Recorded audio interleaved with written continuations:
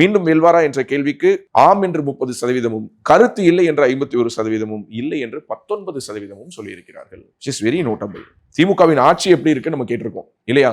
என்ன சொல்றாங்க கவர்மெண்ட்டை பத்தி? திமுக ஆட்சி அப்படி நடந்துச்சா ஒண்ணு? 4 வருஷமா அப்படி நான் பார்த்தது இல்லையே. ஐயா அது பரவாயில்லாம தான் இருக்கு. திமுக ஆட்சி பொற்கால ஆட்சி. திமுக ஆட்சி இன்னும் கொஞ்சம் மக்களுக்கு பரவாயில்லாம தெரியுது.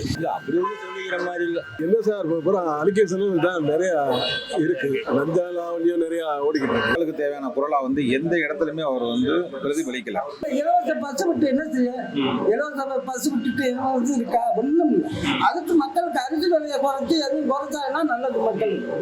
அது சுமாராதான் போயிட்டு வேஸ்ட். ரொம்ப பேடா தான் பாக்குறேன். நான் இது வரைக்கும் டிஎம்கே போட்டதே இல்லை. திமுக ஆட்சி கொள்ளக்காரங்களா இருக்காங்க. இந்த ஆட்சி பிடிக்கல. பரவாயில்லாம இருக்கு. நல்லா இல்ல, ரொம்ப கொஞ்சம் கடின இதா தான் இருக்கு. நம்மளை பொறுத்தவரை நல்லா தான் இருக்கு. பெருசா இந்த மாதிரி பாதிப்பும் இல்லை, மாற்றமும் இல்லை, ஏமாற்றமும் இல்லை. அது மாதிரி சிறப்பா போய் 4 வருஷம் திமுக ஆட்சி ஒன்றும் சரியில்லை. ஆட்சி இருந்துச்சா திமுக ஆட்சி? கேவலமா பாக்குறேன். ஒன்றும் அவளை ஒன்றும் இன்ட்ரெஸ்ட் கிடையாது. சொல்ற மாதிரி இல்ல போயிட்டு இருக்கு. அடித்தட்டு மக்களுக்கு எதுவும் போய் சேரல. ஊழல் அதிகமா இருக்கு.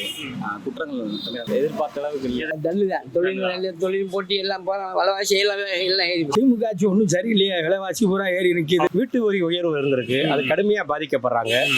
மின்சார கட்டணம் உயர்வா இருக்கு, அதுலயே மக்கள் அதிகமா பாதிக்கப்படுறாங்க. சுமாரா தான் இருக்குது. வேஸ்டா ஓசி பஸ் எல்லாம் விட்டதெல்லாம் வேஸ்ட். 4 வருஷம் தொழில் இல்ல, வியாபாரம் மந்தமா இருக்கு. 4 வருஷ திமுக ஆட்சியில சரியான முடிவு திட்டங்கள் போய் மக்களை சென்றடையல. பிச்சை எடுத்துக்கிறோம் பிள்ளை இழந்து ரொம்ப அராச்சகம். ரொம்பப்பா அம்மா ரெட்டல வரும், ரெட்டல வரணும், எடப்பாடி வருவாரு. அவங்க கொடுக்கறது நம்மகிட்ட எடுத்து கொடுக்குற மாதிரி ஒரு ஃபீலிங்.